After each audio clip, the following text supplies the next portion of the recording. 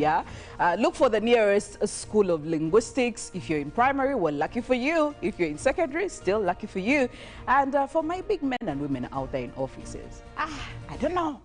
If you cannot speak Kiswahili right now, it's time to, you know, up your game and look for where you can learn it as fast as you can. I am with the full house, of course, this morning, and I'm talking about Robert Kirabo, Nyonyintono, and Mollen, Kenyena. These guys have been trying to laugh at my Kiswahili. I've been trying. I've really been trying. Maybe just to hear from Mollen. Good morning, Mollen. I think you should ask me in Kiswahili, like habari. Habari za asubuhi ndugu Philomena, ndugu Robert. Na habari mtazamaji, asante sana kujiunga nasi. Na hii asubuhi kama tunaenda kukua kama programming yoyote, asante sana. Tafadhali kuwa nasi leo hii. Wow. I don't know whether Robert has picked anything, but I'm just going to find out from him. Good morning, Robert. He's learning. Oh, wow. That was very fast. Habari. Oh, nakupenda sana, nakupenda sana. I have you sana this morning. Thank you so much for waking up with us. Now, that explains the problems of doing homework. You know why they ask the child, but you failed, and he says, but it is daddy who's... But I totally understand. But guess what? I like the idea that we are now going to introduce Kiswahili in schools, because for a long time, I think Uganda has lagged behind, because with East Africa, our second language is actually supposed to be Kiswahili. So yes, we have gotten good with the English in schools, but putting Kiswahili as a second language is a good move. And for me, I really appreciate that, you know, there is efforts for government to put this across. Actually, we've been having it in schools, but it has been optional. Yeah. At O level, someone chooses at A level, it's been optional, but now that they have, cabinet has approved it as compulsory. Yes. Meaning once you're in school, you must study Kiswahili and it is examinable. It's no longer an option. It is something that any child who will go to school, however, I don't know which education calendar this is going to start, because they didn't come out clear on that, because Ministry of Education has to still look around and complicate a few issues. But very interesting that now parents, homework, you know, when who assisted you and the child has 0, 0. Yes. And you're the father, you're the mother. And you know, that is why I was actually very persistent on telling, especially our parents, because right now there are certain children I have, people I know have children I know that are in lower primary, but they can actually speak all these Kiswahili fluently. But now for a parent where it was probably not anywhere in the curriculum, and they probably did not live in a neighborhood, or they were not able to, you know, fly out and, you know, study from Kenya or anywhere that they speak Kiswahili, they're going to struggle. But, you know, it's not too late. It's not too late to enroll in a school or have somebody to do that coaching, personal coaching for an adult. Although right now as an adult, you have a lot that is going on. You know, you have to look about, to think about money, probably think about school fees. You know, you have a job, you have businesses to run, and you really don't want to get into studying, but you will actually need it. But I'm sure Ugandans are going to embrace this quite well. The good thing is we've been speaking Kiswahili. We have a number of tribes here in Uganda where they speak Kiswahili. We have a lot of casual laborers who speak Kiswahili. So it's not like maybe they are going to, it is Chinese, where we need someone from a very far land to teach. Kiswahili has been used. Go down in some of these markets. Go to these border markets, you know. We have so many Sudanese that have lived here for some time, Congolese. So Kiswahili and even by security forces. I think Kiswahili has been really prominent, except, you know, some people are just not linguistic. Like if someone doesn't want to learn a language, they won't learn. I'll give you an example. There are people who just move in a different area. Like Uganda is in Bara, but it will take them years to learn Runyankole because they feel like, maybe I don't need it. They will just stick to their Luganda. Same goes for different tribes. You come to a region, you know this is their local language, but you fail to learn because you think you're okay with it. That is how people are bad at learning languages. But the moment you say, you know what, I want to learn this language, that's how you learn. And it won't even take you months. I'll tell you one thing. I was in Nairobi in the East African School of Aviation.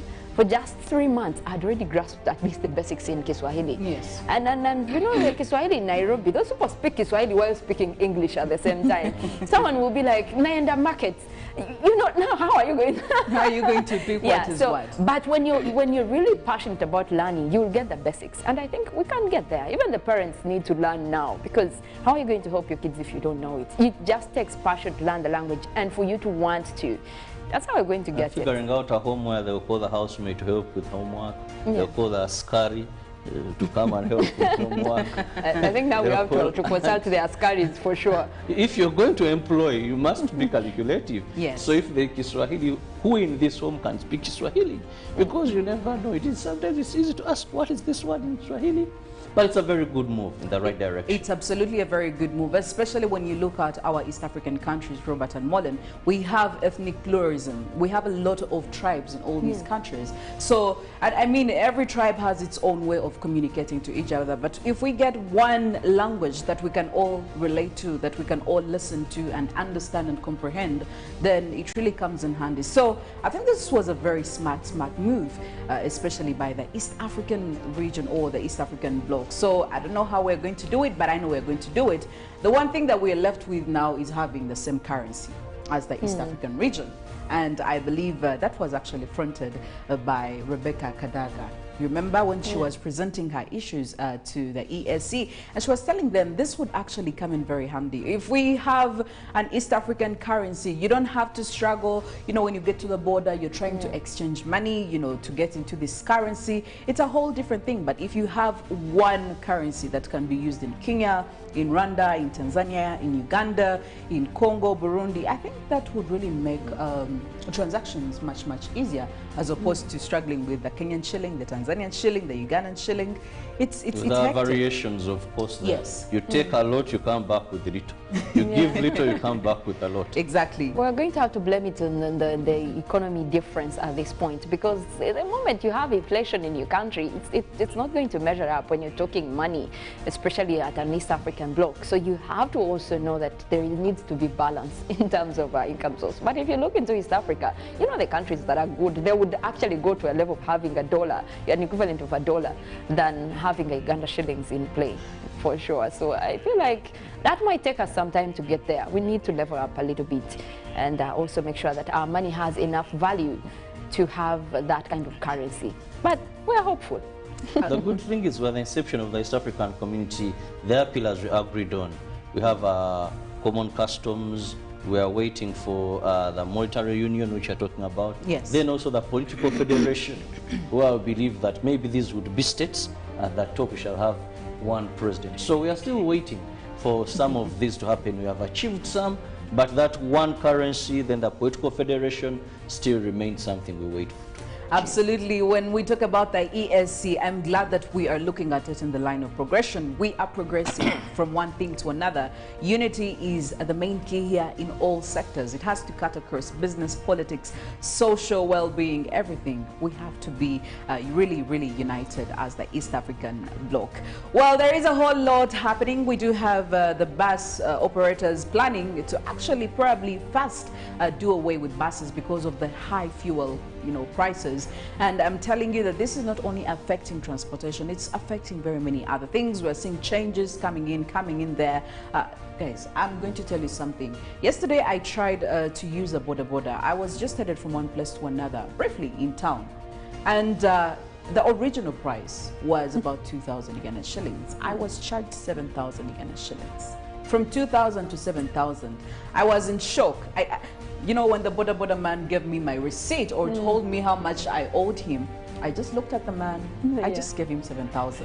I was in shock. I was in pain. And clearly, I started to think about, how about if it was a longer journey? How much am I going to pay for this? So there is a whole lot happening. I must tell you, you need to okwesiba bidi. Yes. Well, if you're observant, you see how many people now have parked their cars. Yes. Where I used to have heavy jam. It's not the same. Maybe recent, because the month had just ended, there's a bit of people picking their cars. Yes. But now you wait, midway of the month. People are still trying to prove that, you know what, we can do this. Midway of the month, you're going to see how many people park their vehicles. Look at the average Ugandans who are walking back home because If you're to use a boda, it's very expensive. I listened to the bus operators when they said from here to Nairobi, now you're going to use about fuel of 5 million. If you're going to Mombasa, 7 million. Yes. And when you calculate the people you're carrying, then it's like you're working for nothing. It doesn't add up. It's not proportionate to the fuel prices. You rather pass. But I don't know what we can. I was reading about Sri Lanka, and I also watched a clip on BBC regarding Sri Lanka, where now fuel is for essential workers. Here we are complaining, have issues. Yes. But if you have money, you can get fuel. Yes. But there is a country right now where they have reserved fuel for essential workers. Matter of fact, there are certain countries that have picked up the habit of working from home again, because it's really, they deem it unnecessary for people to, you know, put waste fuel in cars, you know, trying to drive to work, when you can actually have your computer at home and be able to do all your responsibilities and just, you know, send email or do whatever you have to do, for as long as you don't have to take in fuel. So I think this is really getting into the red zone, and it's biting on the entire globe. You'd probably say it's only Uganda, but it's actually all over the place. And I think having gone through that whole COVID-19 lockdown, I think people are now prepared. They have seen ways out. Because if you talk about working from home, that means it's an alternative. But also you cannot take away the fact that there needs to be travel. You cannot run a country where people are not moving from one place to another. At this point, it's actually cheaper to take a boda. Philomena, I'm telling you, even when they charge you that 7,000, that is 1 liter of fuel already. And I don't think you would have gotten wherever you were going with just a liter plus. Yes. So it means that it is cheaper right now to take public means than you drive your car. So at this point, it's a luxury. It better be, you know, a good place where you're going. You better be getting money where you're going if you're going to drive your car there. That's where we have gotten to, and I think it will only get worse. I don't see a solution soon. The solution is there. The solution is there. We are going to trek. Only move. Remember the COVID times? Yes. Only move if you must. Yes. If you mustn't, stay at home. And or find out. So only drive. Yeah. If you must drive that car, if it's not so essential, get a cab, program your time. Well, a lot is happening, news in, news out. Of course, there is more that is yet to be revealed even today. So definitely that is why we are here every single morning, to make sure that we get you some of the stories, in case you missed, of course, yesterday's bulletin and you know what was happening around you. And of course, starting off with some of the stories right here on our Ugandan soils. What are we looking at, Robert? This Parliament resumed, that is, work yesterday after 6 weeks of recess, and what topped the agenda was something to do with a bill on organ, that is donation and transplant in Uganda, where government tabled the Uganda Human Organ Donation and Transplant Bill 2021, seeking to establish a legal framework for legalization and regulation of human organs, cells and tissue in Uganda. As Parliament resumed, a private member's bill entitled the Constitutional Amendment Bill 2022 was also tabled for the first reading. Speaker of Parliament Annette Amongi implored MPs to prepare for a marathon session. As Parliament returned from recess, the Prime Minister had also been tasked to come up with a detailed report on concerns of its teachers. Government introduced the Uganda Human Organ and Transport Bill 2021 with a move to establish a legal framework for regulation of this in the country. Health Minister Dr. Jane Ruth Acheng asserted that the bill intends to protect the dignity and identity of every person and guarantee, without discrimination, respect for his or her integrity and other rights that are fundamental freedoms with regards to donation and transplantation of human organs, tissues, cells of humans. The second bill tabled in the private member's bill, entitled the Constitutional Amendment Bill, was tabled by Kenyena South MP Jacob Karubanga, which seeks to amend the third schedule to the Constitution to recognize 4 new indigenous communities, including Bakwingwe, Baziba, Bababu, Barangoli, Masopoche and Sabot in Uganda. And in another story, the Katikiro of Uganda, Charles Peter Mayiga, has advised people in Kalangala to consider their lives as a non-replaceable thing and control them to prevent the spread of HIV/AIDS in Kalangala Island. He is in Kalangala Island on sensitization campaign against HIV/AIDS. Now, the HIV/AIDS prevalence is 18.2 higher above the national prevalence of 6.2%. Uganda AIDS Commission and Buganda Kingdom are in Kalangala Islands on an awareness campaign to reduce the spread of HIV in Kalangala. Katikiro, together with the Executive Director, Uganda AIDS Commission, their first spot was at St. Simeon Bugoma Mapera Primary School, where they met parents and pupils.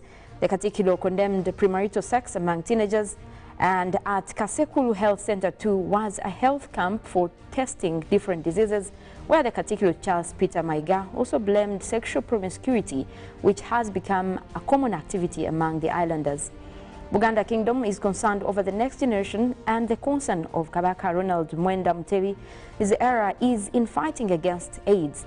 The Executive Director, Uganda AIDS Commission, Dr. Nelson Musola, pledged to work with the Kingdom to reach a target of ending HIV/AIDS by 2030. And now back to issues of arts teachers who returned to class following an announcement by the Uganda Teachers Union, UNATU, that it had suspended the industrial action over issues of salary enhancement. The General Secretary, UNATU, Baguma Philbert, said they suspended their sit-down strike to continue negotiating with government to fulfill their 2018 collective bargaining agreement. Unlike other schools, like in Chitante Hill and Mengo Senior Secondary School that UBC engaged with, they said they have returned to work, however very concerned if government will address their issues. They said it is a time that they have to teach and wait upon what government will finally come up and tell them to do, hoping that it will be a green light. UNATU said government is responsible to pay for the lost time of the learners in the last 3 weeks of the industrial action because it failed to act and respond in time, but also fulfill its promise of the collective bargaining agreement. Well, away from that, the Uganda People's Defence Force has pledged to heighten training of staff on promotion of human rights. This is in response to the persistent allegations that security forces and UPDF in particular is a ringleader in violating human rights. The Chief of Legal Services at the Ministry of Defense and Veteran Affairs, Brigadier General Professor Godard Bosinje, says UPDF will perfect its image. Now, the Uganda Law Society has released the second quarterly Rule of Law report with 3 thematic areas: transparency and accountability, the state of human rights, and the due process and climate of legality that is in totally indicate that Uganda registered a decline in rule of law. In the report, security forces were faulted for fueling human rights violation. However, the Chief of Legal Services at the Ministry of Defense, Brigadier General Professor Gordon Bosinje, recognized the presence of some wrong elements in the force, and there is training to correct the image. UPDF is investigating cases of alleged human rights violation like the infamous Kakwenzi case. Now, and on recommendations, the need to expedite passing of witness protection bill will also have to carry the center stage. And of course, on the international scene, we start off with what is happening in Ukraine, and governor urges 350,000 residents flee Russian offensive. The governor of the last remaining eastern province, still partly under Ukrainian control, has urged the region's more than 350,000 residents to flee Russia's escalating bombing offensives. As Russian forces pounded targets across eastern Ukraine on Tuesday, Donetsk Governor Pavlo urged civilians to evacuate the province to save lives and to enable the Ukrainian army to better defend towns from the Russian onslaught. The governor's call for people in Donetsk to leave the province appears to respect one of the biggest suggested evacuations of the war, which has already displaced more than 7.1 million Ukrainians within the country and led a further 4.8 million to leave the country, according to the UN. The governor said that Russia's #1 target is currently the cities Sloviansk and Kramatorsk, in part because of critical infrastructure in the towns, such as water filtration centers.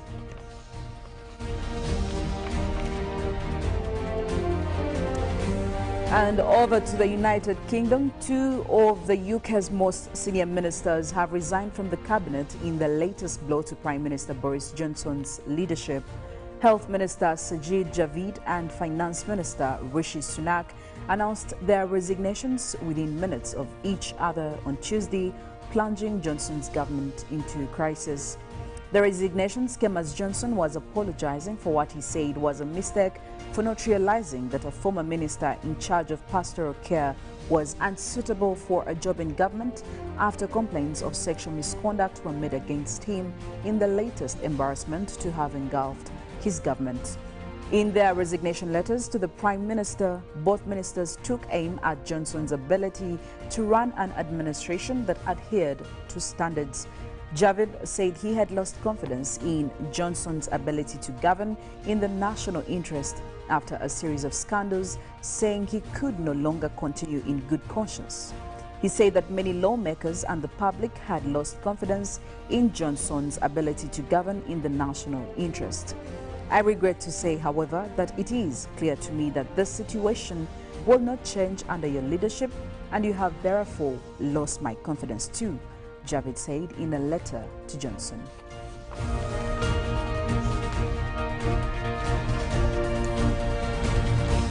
Also taking a look at what is happening in Sudan, the country's military leader, General Abdel Fattah al-Burhan, has said the army will make way for a civilian government.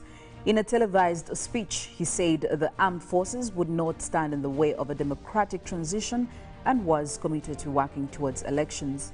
He said the military would no longer be involved in talks to end the country's political crisis, with its place in the negotiations taken up by civil society groups.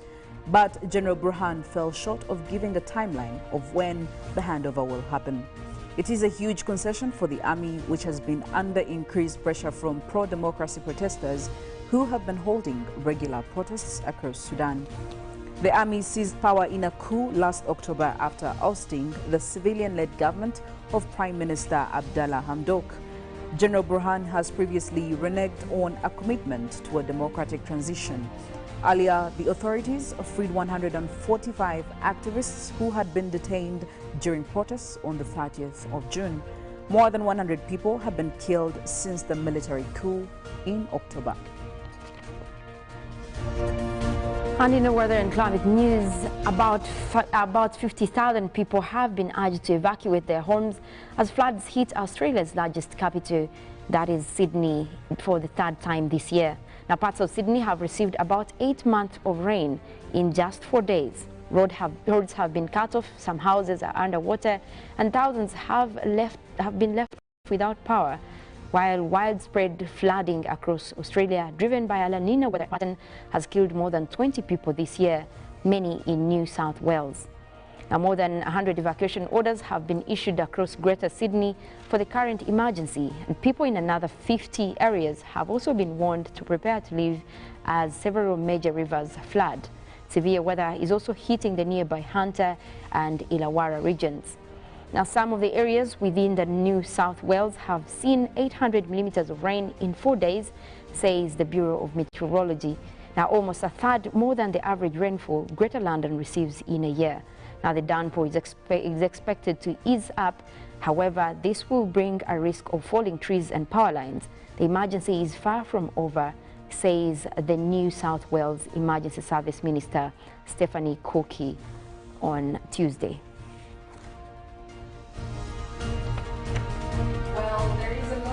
Happening over there, and especially in the UK, when you see your officials starting to resign because they have lost confidence in your leadership as a leader, then clearly there is a whole lot of conversations that need to be held, especially concerning the holes that have been or being stripped of, especially to the government of UK. So I don't know how that is going to turn out. I hope we don't have any more resignations coming in from more officials, because this man is going to die in frustration. And I'm talking about Boris Johnson, the Prime Minister. He's going to be stripped naked. They never But use I a minister actually like the resigns. honor that they are putting across, because if they do not agree with whatever he's doing, his leadership, and they choose to resign, that is honorable for me. Yes. And I think it's upon them to actually do that. But, however, that poses a question of how Boris Johnson leadership is going to run now. Because if you're having scandals coming in consistently, by the way, that is the key word, one scandal after another, and you actually come out to say you do not know, you act oblivious to this. How do you not know this is happening in your administration? You at least have the knowledge to know that this is happening and then do something about it. But it's worse when you're oblivious to it. It all started with the COVID-19 party. Yes. That is where trouble came in. Yes. And also there are certain things I think that are for that continent. Here we have anti-resignation. How a minister to resign because things are not moving on very well. Well, when can that be? Well, they follow through with their leadership. I mean, if it is the leader and you're not proving yourself worth that position, then clearly there is something. That There is a not problem. part of our culture or part of our habit. Exactly. For us, we continue. And we are the ones that have made it our habit, And but we otherwise continue. it should be an okay thing. If you don't feel comfortable with the leadership and you can no longer follow through, then you should be able to resign. So the fact that most African what happens countries to the are benefits? against this doesn't mean that it's the right Because in thing Africa, to do.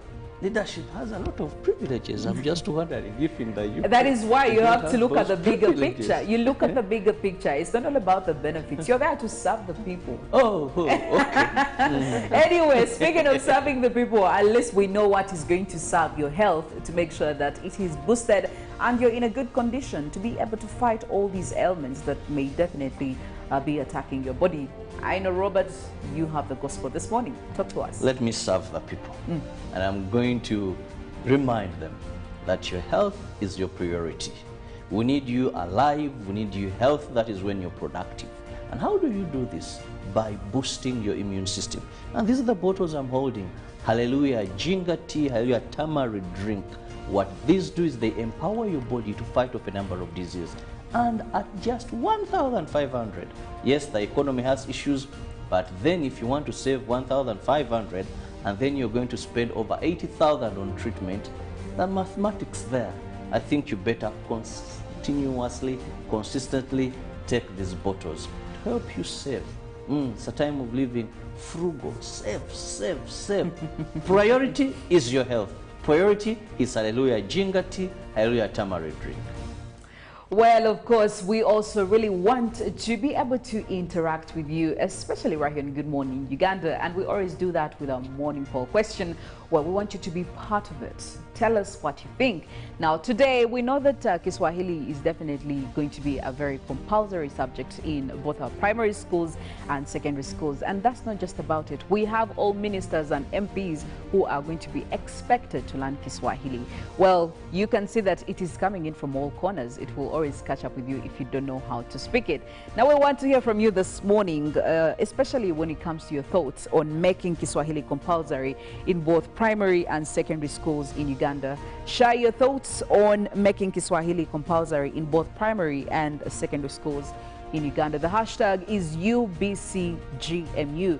You may as well send us a text or even a WhatsApp message. The number is 0709 602 592. Tell us the big picture. What do you think this is ideal, or you think there is a problem with that? We want to hear all of these, and we'll be sharing them with the rest of our Good Morning Uganda community. But for now, it's a Wednesday, Women Crash Wednesday.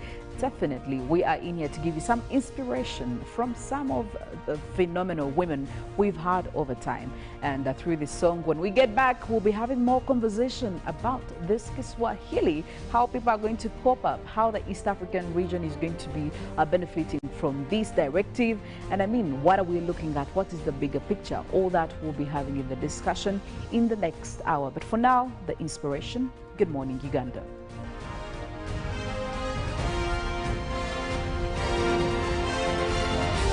This is Good Morning Uganda.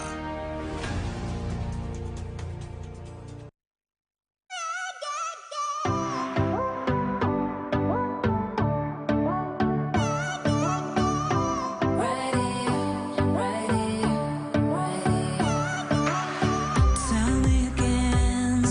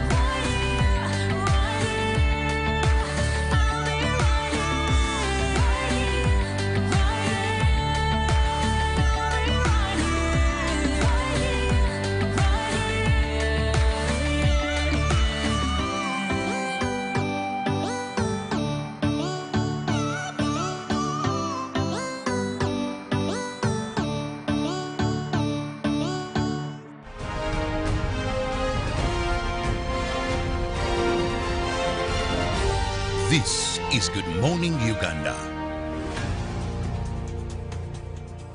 Hey guys, please let's have a brief meeting. See that? Calls, data, SMS, shareable among 5 people. What? And it includes free Airtel TV. Do you guys know what that means? Means no worries.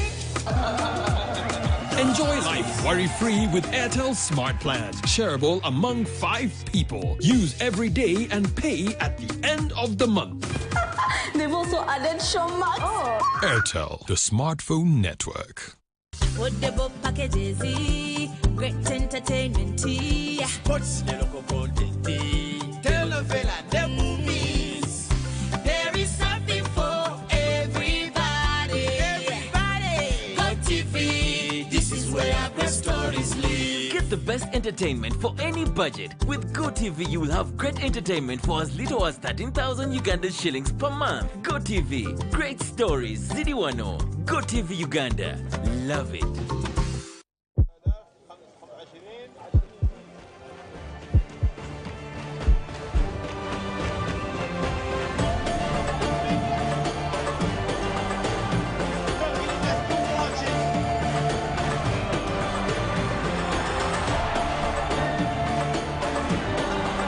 Success.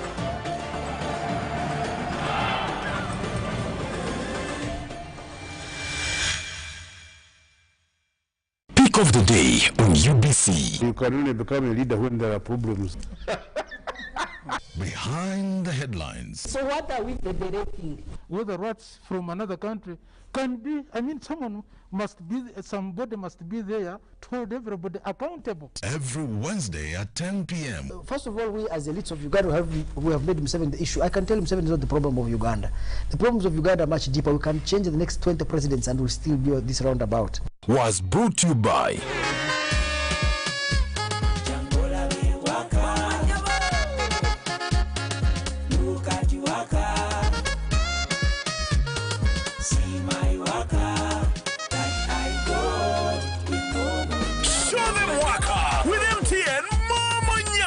Simply deposit 20K or more on your mobile money for a chance to win 3 Toyota Succeeds and money to 2,000 lucky winners every week. We're giving away 24 cars and over 2 billion shillings of mobile money.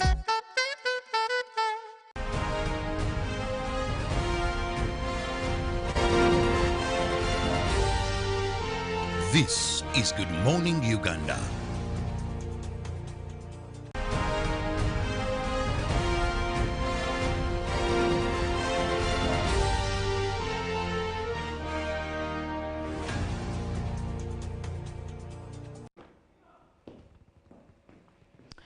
Seven minutes after 7 a.m. right here in Good Morning Uganda. Thank you for joining us in this very specific segment that is the newsreel. And of course, this morning's topic is definitely about a language, and I'm talking about Kiswahili. My name is Philomena Mastiko, and I am with Robert Kirabo, Nyonyintono. We are here to discuss this directive that was passed on and was approved of course, by Cabinet yesterday, where they did actually finally decide to take on the 21st East African Community Summit Directive. And of course, in terms of implementation, that is of course making Kiswahili quite the compulsory community language. Now, even then on Monday, the Cabinet had actually decided that this is made a compulsory language, especially in our primary schools and our secondary schools. Now, this also means that it is examinable. You're not just going to study it and that's it. You will learn it and you will be examined to see how good it is. And also in the recent findings, we've also realized that government has decided that the ministers and members of parliament are also expected to be learning Kiswahili for those who are not really well acquainted with the language. And if you do not know, they're going to put up all these trainings and workshops for you to learn so that you are on the same page with others. But Robert, when we look at this, I mean, previously we've had Kiswahili in schools, people offering Kiswahili, but it has been optional. You know, you could actually choose to go on with the language because you're interested in it, or you could choose to let it go if it's not exactly your niche. But now it is compulsory. You have to do it and you have to sit exams for it. But just not only even in our education institutions, even looking at parliament, looking at ministers, you know, in all these offices. Now, one would ask a question like, why is government deciding to take on this? What is government looking at? What is the big picture that the government is definitely having at the back of its mind? Well, I remember when we were in school, they used to ask us some questions. Yes. And among the questions, that is in history or what, one of the answers was due to language barrier. That's true. Those that remember very well, there was that question where your answer would be, why did this fail? Why did this rebellion fail? Why did this? Due to language barrier. Meaning that these people, because they spoke different languages, so they couldn't effectively communicate. Then it is only human and natural that if you go to a community and people are speaking a language you don't understand yes, very well, one thing that comes to you, even get worried. Are they discussing me? You know, am I being the topic of discussion? Yes. So those two, that language barrier can hinder success of trade.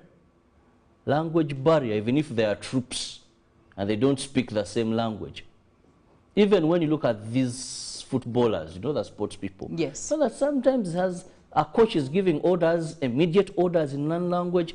This one maybe needs to understand them through an interpreter, or so there is a way language complicates transactions, complicates life. With the East African community, where now we are looking at number one and first on agenda is trade.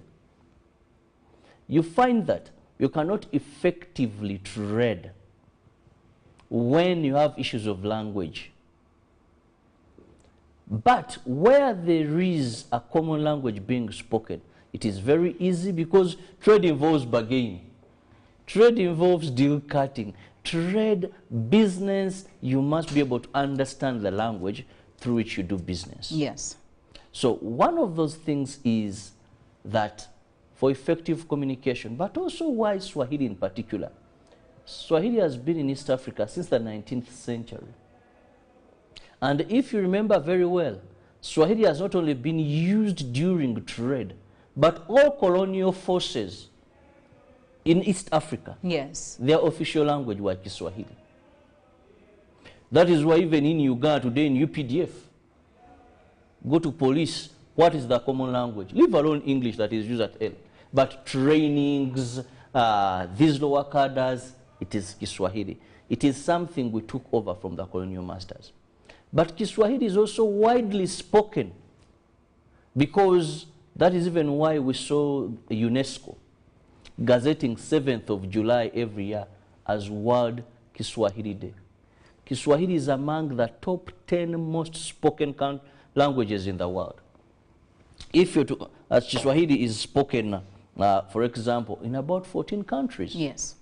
You have Uganda, Rwanda, Burundi, Tanzania, you have Somalia, you have South Sudan, you have Mozambique, yes, you have Malawi, yes, you have Zambia, you have Comoros, you have Oman, you have Yemen, and you have South Africa, number of countries in the Middle East. So it is among the 10 most spoken countries in the world.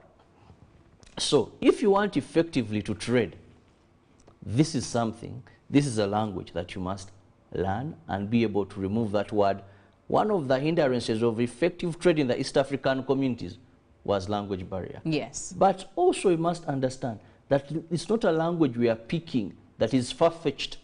Earlier I used the example like Chinese or French or German that are taught in our schools, of course as options, because senior 1, senior 2, you may take on them, senior 3 you drop. You can drop it, yes. You can drop French, you can, previously you could drop Kiswahili, you could drop also Germany, for those schools that have been teaching this. But Kiswahili is a language that has been around here in Uganda. Yes. When you go to the northern part of this country, people freely do business in Kiswahili. If you know Kiswahili, when you go to most of our borders, Gomalaba, Busia, you know, so it's a language that has been around, and now putting it in school is going to unify us more. Yes. You know, when you get someone you speak the same language, you know, or you know the same language, even if you're on a bus, you're on a plane, you're in another country, you're in UK, and someone speaks Luganda, understand Luganda. Yes. Immediately you feel there is something that brings you together. There is You're a from certain Uganda. closeliness. He says, no, I'm not from Uganda, but I stayed in Uganda for some time. Oh, you know the language? Yes, you've gotten a new friend. Yes. Now, what happens when you know that these borders that were put by the colonial master, now we are under the same community. Physically, they are there, or geographically. Yes. But we've removed them through the community. Now the other has been this language that Tanzanians speak Kiswahili very well, some Kenyans, some Ugandans. Now we've also removed that language barrier. Then I believe trade will thrive.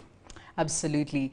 Now, when we talk about Kiswahili being, of course, used in several countries, I want us to focus on the East African bloc. Most of these countries, Uganda, there is, we speak Kiswahili, Kenya, Tanzania, even for the most part of the Democratic Republic of Congo, Burundi, it's not any different. Now, when it comes, of course, to the EAC, economic and political integration is really the number one, the major key. And under this, we do have 4 pillars.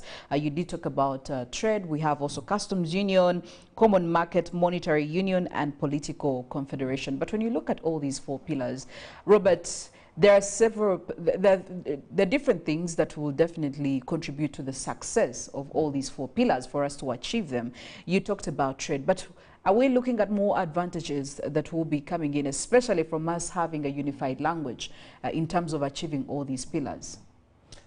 When you have a unified language, one, you have identity. Yes. As people of the East African community. If you go to the European Union, not all of them actually speak the same language. But you're sure that a person from that bloc yes. will speak English. Even when it's not really very, well, they're not even fluent, but at least you can pick the words. Yes. Will speak English. Of course, the Brexit removed UK, the mother of English, but they'll speak English. Yes. At least when you communicate, they'll listen. And it's easy to identify them that way. Now, identity is important. If you are looking at this bloc, the East African community, we must ensure that whatever can bring us together, we've done it. Whatever can bring us together. Look, you have the East African Legislative Assembly. If you don't have a common language, and they are discussing important issues, because you must accept there are countries where English, within the East African community, English is still a problem. Yes. And we may not mention the countries, but we know where some of our brothers and sisters, their English doesn't match anywhere with Uganda. Now, if someone is predominantly speaking Kiswahili, yes, you can have a translator, but when you get the word from the horse's mouth clearly as it is, someone can say you got me out of context. Or the translator had issues. Yes. We will debate better the political federation. We will debate better the monetary union. Yes. We will debate better these things because you're speaking the same language. You understand each other. You feel you're so close to each other. And this will greatly help. My only worry is, and I'm happy that when Cabinet passed this, they didn't say with immediate effect. Because they knew the impact of a statement like that. And they didn't give us a clear education calendar when this is going to start. Cabinet can pass something that takes 5 years. Yes. Because there's a lot of preparation, most if you bring it into the education sector, that is now compulsory. Because you have to do some groundwork. Do you have enough teachers that speak Kiswahili? We may think now we have a number of art teachers and there are so many. But how many of these speak Kiswahili and can teach? Speaking is different from teaching. Absolutely. And can teach Kiswahili. One person told me why we do sciences poorly in Uganda, leave alone lack of equipment in our schools, is because our teachers don't have what it takes to teach sciences. They know sciences, but how do you make sciences interesting to the students? So, do we have enough Swahili teachers? And can they disseminate and pass on Kiswahili very well? Do we have what it takes also? Yes. Teaching a language, sometimes there are certain tools you may need. Do we have these in our schools? If it's going to be examinable, say at UNEP, you know, do you even have enough examiners? So it is not a rush decision. Yes. It is something that has a financial implication. It is something that has to be laid out properly. That a child who has done Kiswahili in Uganda and a child who is studying in another country, still Kiswahili, they can compete. Not a matter of saying, yes, I did Kiswahili, P7, I got this, O-level, A-level, I got this. But when we go in the East African community to deliberate, for you're whispering at others, what was that? But you have... So we must teach a language. I know when you're teaching a language, like people who did literature. Yes. People who did English, maybe to all levels, because our system is you study English, but if you're going to take it at A level, if you're going to continue with literature at O level, you've ended somewhere. So Kiswahili is not something that is very easy. It has been here, fine, but we must prepare ourselves very well to bring out products that are competitive in this language, now that we've chosen to make it compulsory. Well, in case you have just joined in on the conversation, we are talking about Kiswahili language that is going to be made compulsory in primary and secondary schools, but also looking at our MPs, our ministers, they are going to have to learn it, especially those who are really not well acquainted with it, and trainings are going to be put in place. Of course, this is following the directive that was passed yesterday, and we are yet to see how this is going to be really quite a big plus for us. And on our poll question this morning, we actually want you to share your thoughts, especially on making Kiswahili language a compulsive subject in our schools. Tell us what you think. Is this a good thing? Is it a bad thing? Is it a very strategic move? How do we benefit from it as Ugandans?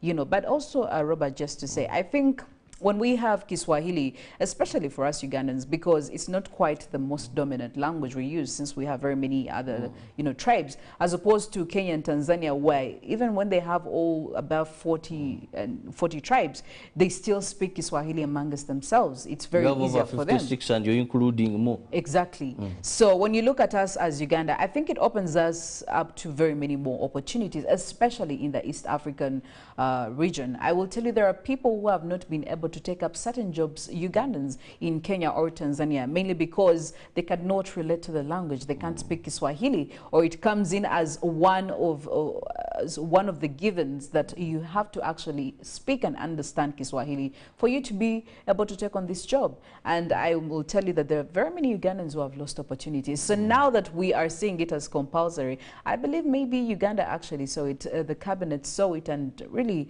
they saw the bigger picture, like I've been saying, and they decided maybe it's high time we pick on this, because there's quite a whole lot of opportunities Ugandans are missing out on that. So you need to be on board. I would say yes, because someone can advertise a job and they want people who can speak that language. Yes. I'll use easy jobs. Someone wants a shop attendant, you know, in Kenya, and a Ugandan qualifies to do that. The problem could be if you can't speak the language there, someone will come, or you're going to work in a supermarket, at a fuel station at the pump. So yes, we have lost those, but I want to be very clear, Philomena. This decision is very good. It has a lot of positives in it. Yes. Also in terms of promoting employment, promoting our tourism sector. A tourist comes at a hotel, they're from East Africa, they speak Kiswahili, then here is someone just wandering and looking for someone to translate. Yes. That makes someone very uncomfortable. And maybe that could be the reason maybe why few tourists could be coming in here within the East African region, because of language barrier. But we must also be very, very careful that we not just have Swahili in our schools, but we have learning of Swahili in our schools. Yes. Already we have what we call an abridged curriculum. Recently, we had a review of our lower secondary curriculum. because we discovered bingi bye twali tusomesa abaana baffe nga bamenyera bwereere. You find these chaps having bags as if there's UPDF soldiers going to hunt ADF in Congo. P3, a number of black books, so many black books that you can think this chap is going for battle. Aina ensawo ku mugongo, aina ebitabo mu ngalo. You ask, what is all this for? Bombarding our people with so much becomes a problem to how much they can take in. Yes.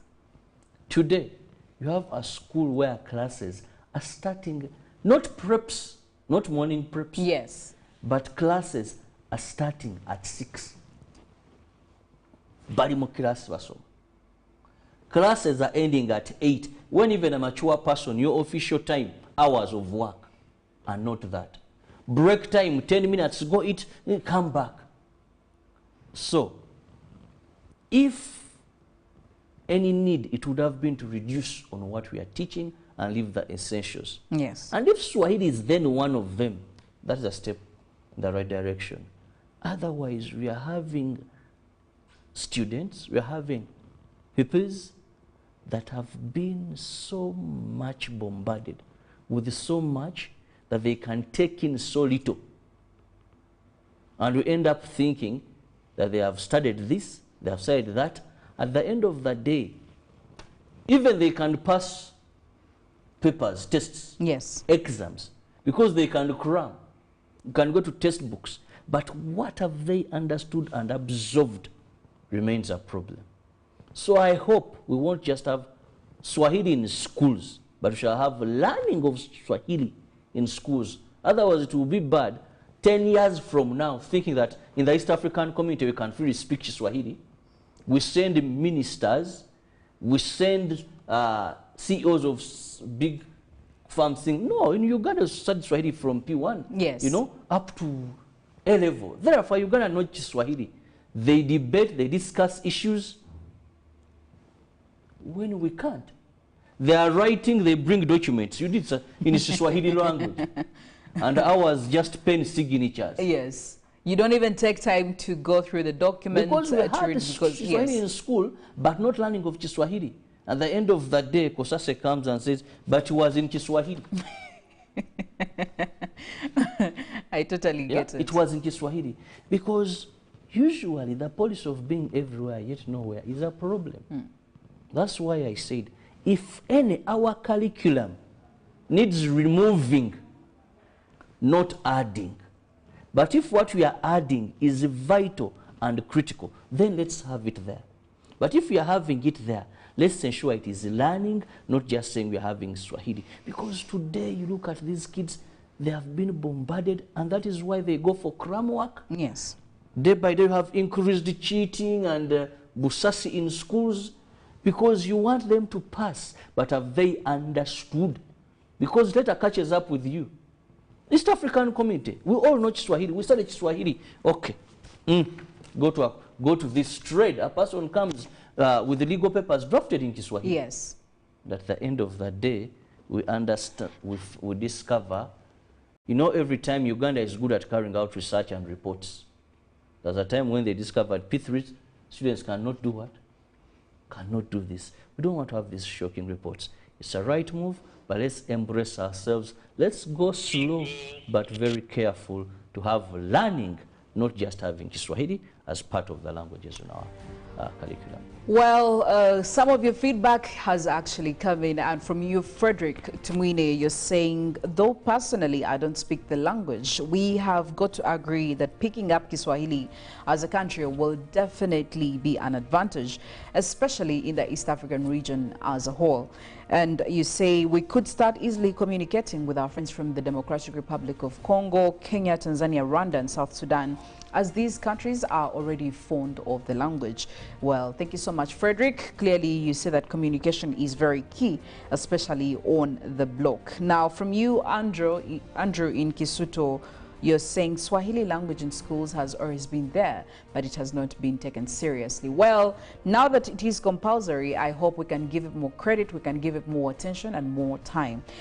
Thank you so much for that. We do still have feedback coming in. There is one who is saying that it is a right move because Swahili became so dominant, you know, especially in Africa. Now, if our neighbors can actually speak it, then definitely we should also be able to learn it so that it eases in on our communication. Well, keep the feedback coming in. Of course, we'll be sharing it with you, our Good Morning Uganda family, as we go on. It is over there on our Twitter, and we want you to share your thoughts on making Kiswahili compulsory in our schools. That is, of course, both primary and secondary schools. Tell us what you think about this move. And of course, we'll be getting into all that. But for now, we're getting into the papers to see the big headlines, especially the Daily Monitor, the New Vision and the Daily Nation. Later on, I'll be giving you the traffic updates on the roads, and Mollen will also be giving you quite a lot coming in from the sphere of climate and giving you the weather forecast. Do not forget that we do have the GMU agenda also lined up for you, and of course sports updates. We need to know how our crested cranes are actually, you know, performing in the Falcon that is going on right now. We'll be back after this break. Good morning, Uganda.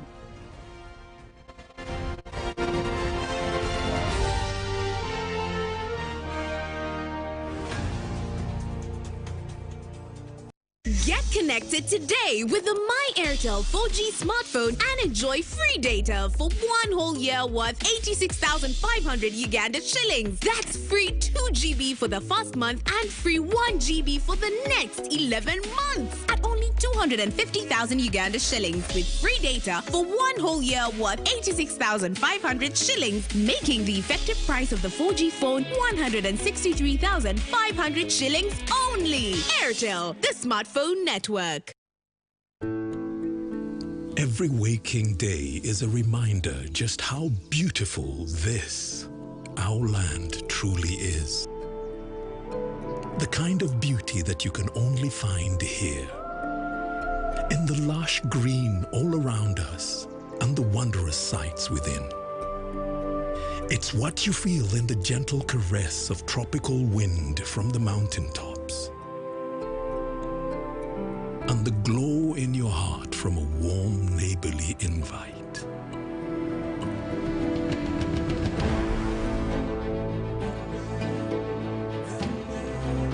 It's in the distinct aroma of our cooking to the taste of food that takes you on a journey. In the sound of homecoming and the sound of Mother Earth. In the magnificence we find on our travels and the exciting moments we experience. Ours is the kind of beauty that comes in all things big and small. All we have to do is awaken our senses and truly enjoy what's uniquely ours.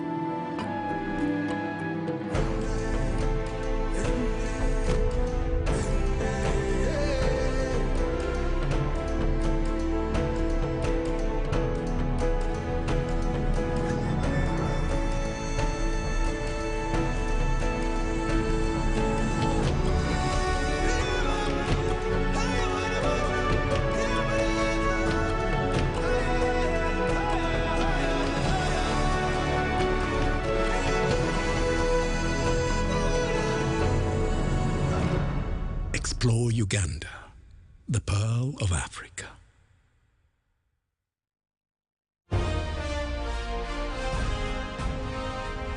Live from UBC Studios in Kampala. This is Good Morning Uganda.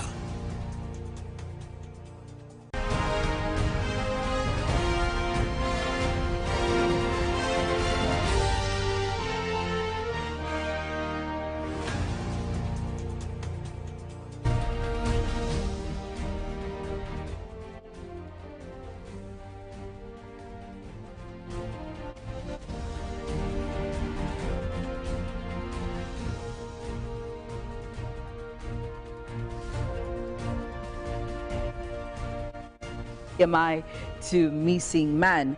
And of course, they're giving you the story, giving you answers to where is my Obed. Now, the military spy master Major General James Birungi confirms Obed Katudebe of the office of the president, who has been missing for 2 months, is in their custody after wife penned a dossier to President Museveni, alleging her husband was a victim of games by Chigali actors. Well, still in more news, we're looking at the ESC integration. Museveni rallies youth on African unity, and we see him with quite a number of youth, boys and girls over there.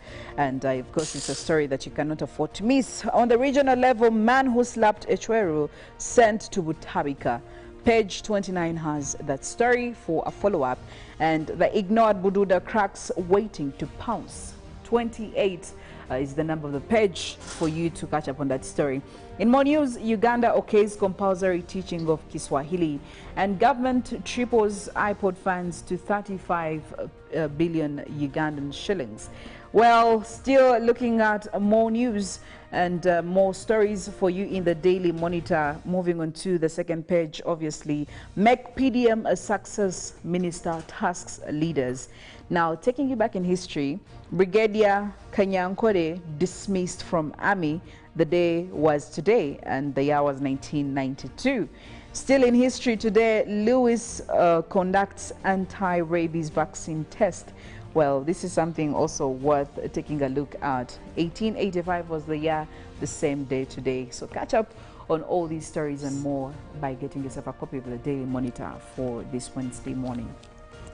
Well, crossing over to the New Vision, it looks like tough penalties for people who trade in body organs. Now that is detailed on page 5 of the New Vision. How to benefit from the shillings 1 trillion initiative. Government gives out 1 million free gas cylinders. Wow, well, where are they giving these gas cylinders? It will be interesting. But of course, right there for you on page 10 of the New Vision. Pan-Africanism, Museveni tips youth on unity. That is a full story on page 3 of the New Vision. They also give you pictures right there of the 85 judicial officers that have taken oath. And of course, that's just some of the faces, but more in that number right there on page 31 of the New Vision. Inside there is a free total issue there, but also exclusive series right there as Vision exposes abuse of maids in Saudi Arabia. That is detailed on page 6 of the New Vision. 20,000 Kiswahili teachers needed. Well, on page 3 of the New Vision. Crossing over to the second page, still inside the parish development model, they give you a lot of details. No one should pay for parish development model. That is also for you right there on what different people are saying. And smallholder coffee farmers to earn from passive carbon farming.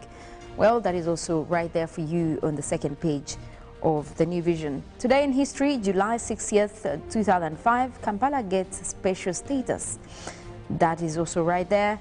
But also in 1964, Malawi gains independence from Britain. That is on the same day like today. Museveni urges African youth on prosperity.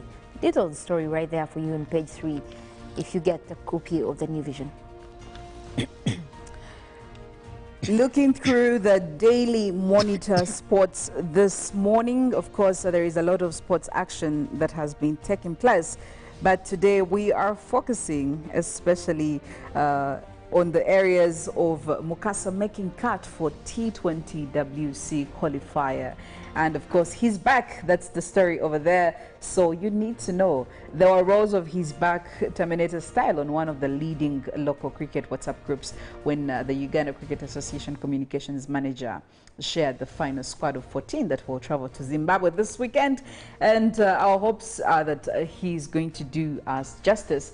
Looking at the rugby cranes and the quick turnaround calls for changes.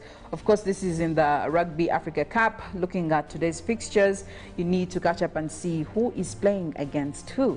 And also test record smashed. We're talking about baseball. England nonchalantly completed a record chase of about 378 to beat India in rapid time on the final morning of the 5th test at Ebaston with centuries from Joe Root and Johnny Bairstow. Now, this is a story you can also catch in the Daily Monitor this morning for all the sports action, all that in today's issue.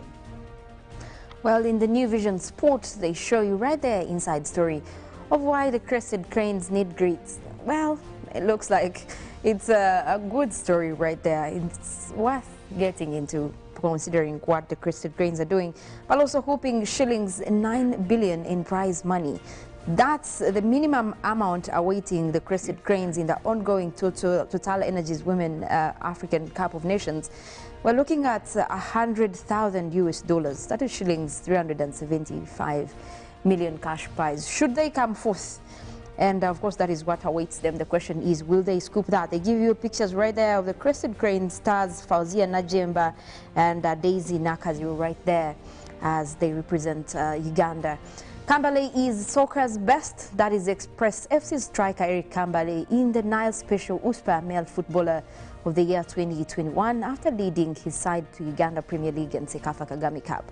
Well, right there are also details on how he scooped this and others in line. Get yourself a copy of the New Vision and get much more into that. Sebuguzi upgrades to Ford Fiesta Pronto. Well, that is when it comes to motorsport. A lot in there to look at as Kampala upstage rivals to emerge in Kesui Champ. Well, that is also right there for you, giving you some of the Olympians also in that game. The Daily Nation this morning, I must say that it's quite hot as we're looking at the campaign trails taking quite a hot road. Someone's on the mount. We're looking at both camps, seeing what is happening over there. Ruto sustains his attack on ungrateful Kenyatta in Whirlwind Mount Kenya tour as Raila asks the region to return him the favor of backing local presidential candidates. And Decision 22, of course, still being the main topic, Wetangula linked to ballot printer. Of course, this is making of a scandal. Ford Kenya leader and key Ruto ally cavorted with officials of a Greek farm just months before they clinched a multi-million shilling tender to supply ballots and other election management materials to the IEBC. This is a story you cannot afford also to miss this morning. Fear of packed presidential race as court reverses roles. Another great story for you this morning in the Daily Nation. I must say that the campaigns are really being very hot over there, Mollen. And I don't know how Kenyans are feeling. The anxiety is starting to really kick in for them. But we're also watching. They are close to the end. Now Yes. it feels like, okay, the time has come, the anxiety. And of course, we're not forgetting that the economy is in some kind of way. Yes. You also see that as Uganda, we are anticipating, what if the fuel prices go actually high because of the elections? So this is actually a whole of East Africa looking at these elections for sure. The other day, experts, of course, were coming in to say that as Uganda, we need to have an alternative right now. We need to have plan B, especially when it comes to fuel, because we know elections can be a little bit chaotic, even as much as you try to make sure that there is no chaos.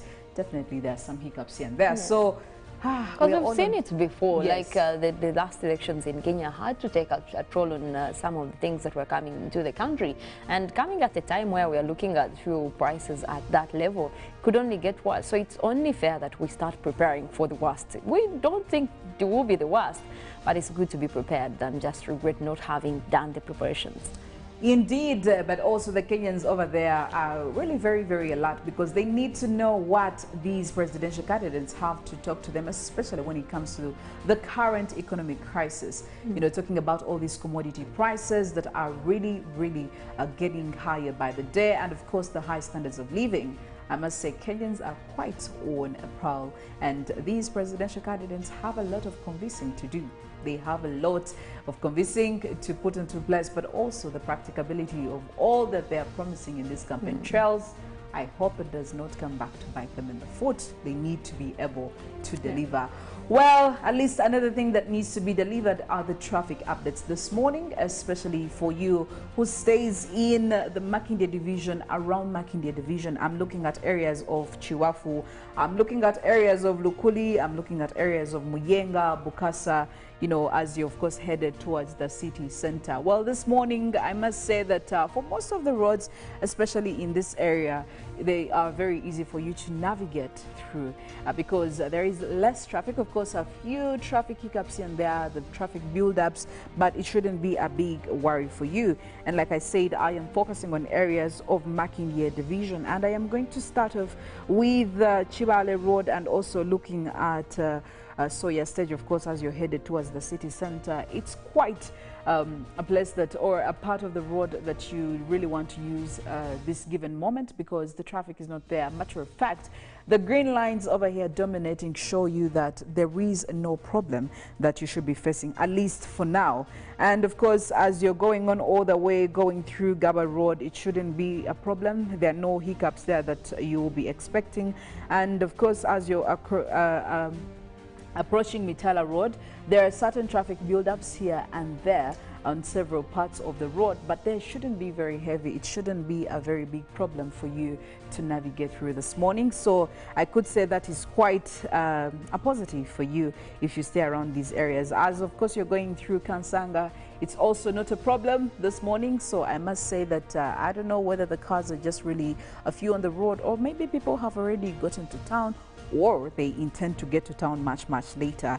And of course, crossing over to Bukasa side, Bukasa Road is also not any different from Gaba Road this morning because it is really tainted in green, meaning that it is a yes for you if this is a route you are intending to use to get to the city center. All the way over here, it shouldn't be a problem for you. Now, of course, you know that from Bukasa Road, definitely you'll be connecting to Namongo. Namongo, on the other hand, is a little bit busy here and there as some orange spots are really evident, meaning that the traffic buildup is definitely taking over in these given areas. Over here, we do have another orange spot over here in the Soweto zone.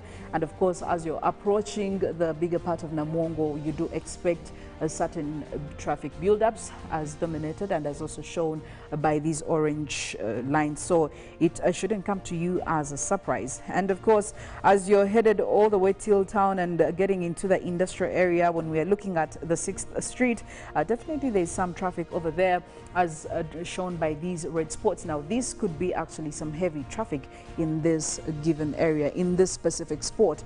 Red, of course, obviously showing you that the traffic could be quite heavy as shown by the red spots on the map. The 7th Street also does have some busy parts over here shown by the traffic buildup, and definitely also by the traffic that has already become heavy as shown by this red spot. But really, for the biggest part of these roads, it should be very easy for you to access and also navigate. However, the problem starts building in when you get into this roundabout as you're trying to, of course, access the Kampala-Jinja Highway using Access Road. It's very busy and dominated by red and oranges. But remember, you could choose to take a detour off. As opposed to using the main road, you could actually decide to use this back road, the station road, to connect to the main road over here. So you shouldn't feel held up. However, you should also expect the traffic on Jinja Road to be very heavy on several spots. So yes, for the people coming in from these parts of Makindye division, it shouldn't be a problem. However, when you get to town, do expect some traffic being heavy, especially on the main road, that is the Kampala-Jinja Highway, or even the Jinja Road itself, as of course you're getting closer to Kampala Road. Well, that's it from the traffic updates this morning. We need to know what's happening in the climate and weather segment. Mollen, I don't know what we're looking at right now. What's happening over there? Are we seeing more crises? Are we seeing more chaos? How does it look? Well, it looks like at least across Uganda, at least we're having a little bit of calm weather in terms of reduction in wet weather activities. However, what is happening across the world is we continue to see more extreme weather events. But also, Philomena, I think if you have noticed lately, it's like there are no rains, but again, it's kind of cold. There is some kind of cold wave that is happening across the country. I don't know whether people would either prefer that. I'd rather have a sunny day with temperatures really down. I think the humidity keeps you, not missing expecting the rains. Yes, and but also you cannot please humankind. Yeah. You know, 1 minute we'll want the rains, another minute we'll want the sun. It's just very hard to please. So, you know, you just have to give us what you give us and we go with that. But at this point in time, the heat is really too much, I must say. And for the roads that are really dusty, Mollen, you wouldn't want to get in areas like this. It's really getting crazy. But I mean, I think it will also pass. Will also pass and it will pass, but of course we'll have to deal with it through the next couple of days. We'll be looking more into what we can expect for the next at least 2-3 days, and you'll find out that at least most of the areas actually will be dealing with the sun and the dust, so it's not yet over. Well, indeed, that's it from the traffic updates. I now leave you with Mollen to give you a full detailed report, especially concerning climate and weather. Have a great Wednesday morning, and of course, make sure that you look for where you can learn Kiswahili from. It's becoming serious. I am just going to look for where I can start learning. Maybe I need to talk to Mollen over here in a very nice way to undertake some Kiswahili classes. I don't want to be left on the roadside. My tuition. I don't know whether we'll afford my tuition. Mollen, you don't have to come at a cost. The times are hard, Mollen. You need to be considerate. It will have to come at a cost. Well, good morning, Uganda. I am Philomena Mastiko. Well, thank you, Philomena. We will continue with utabili wa hali ya hewa. That is when it comes to weather and nature. The Kiswahili is kicking in. Well, while we look at the reduction in wet weather activities across the country, there has been a lot of rains across Sydney. And of course, what is making headlines is that at least there has been more evacuations over the greater part of Sydney following a 4-day run in rainfall that has amounted to an equivalent of 800 millimeters of rainfall, something that could have been received in 8 months, being received in 4 days. That is across a lot of areas in Sydney. Now, there has been evacuations from a lot of areas, and of course, that is following a 4-day rains. Now, they're looking at more than 250 million people that have to also be dealing with these rains. It looks like most of the areas have been evacuated, and of course some of the homes that were flooded for like the last 4 days. Now there is nowhere that you can have safety when everything in the neighborhood is just full of water. Also, local authorities are reporting that even some of the rivers that are still standing could actually burst their banks, and that will be worse because that will add to the flooding over the area that is in Greater Sydney. Now, Australia has been hit with flooding for this year, at least within the last 6 months, but at least nothing as much as this has hit so far, which is why they're looking at record-breaking numbers for this downpour that started off just for 3 days earlier. And the local forecast is also indicating that they could be dealing with more rains for the next couple of days, so which is why authorities are still insisting to evacuate people, and especially those that are close to the rivers in Sydney, to immediately get out of the areas, because this could look like something very catastrophic. And of course it is already destroying property, meaning that at least there needs to be a reduction when it comes to making human survival over there. But also what is making headlines is the heat wave that is expected across the northern parts of China. Now, when the forecast came out earlier, at least like a couple of days, it was indicating that temperatures across northern China could go beyond 40 degrees centigrade. And of course, that is still showing. Now, what we do know so far is that these could be just a series of heat waves prompting even evacuations. But they are also looking at least more than 200 million people are being affected by this heat wave. And of course, they are urging locals to be aware of this and find a way to keep themselves at least inside the houses. You don't have to leave the building if you actually have nothing to do outside. This is kind of some lockdown across the area. But of course, we have seen a series of heat waves to this magnitude. However, across the northern parts of China, I think this is one of the worst that could be predicted. But also at the same time, now China has been dealing with a lot of extreme weather events lately, because even yesterday we were talking about the effects of the typhoon that just hit the eastern side of China, meaning that it's just one thing after the other. Imagine dealing with at least about 2 extreme weather events in the same country at the same time. That has got to be much more indication that something needs to be done. And we're talking about variations that can only be explained by all these changes within our climate. And obviously, we do count on the fact that leaders are seeing most of these events and are coming up to say, look, we have made policies, we have made agreements on what to do to curb the effects of climate change or to reverse what we have already created. However, the implementation is not there. And these should be some of the issues that open their eyes to say, okay, enough is enough. Let's make that agreement count, or let's make some of these policies, you know, more visible than just paper. And that is what we're looking forward to. Because when we're talking about, you know, moving away from fossil fuels, moving away from, you know, all the bad practices, then we need politics on that line. Climate change should be on the political agenda, because these are the same people that make these decisions. Now, talking about decisions, today, the EU is making decisions about what can be done, especially when you are going to invest in nuclear plants and gas. And while the sitting is going to be for today, this agenda was started off yesterday as most of the leaders and lawmakers in the EU were to decide whether to invest in nuclear energy and gas. And of course, we're looking at, you know, fossil fuels versus the renewable energy.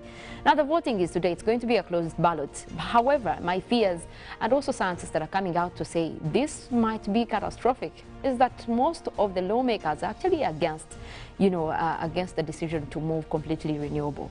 Now, we can only count on the few countries that have been committed to, you know, doing renewable energy. At least I know France has been constantly talking about, you know, going renewable. And of course, we did see them pushing the agenda to have electric cars you know, on market by at least 2035. That means completely getting off the fuel cars. And that is kind of, you know, the kind of attitude that we do expect from most of these leaders. However, now they are seeing alternatives into nuclear plants, and of course they also come with their challenges. When we're talking about some of the renewable, like nuclear gas, I mean natural gas, this is not something that they're running to.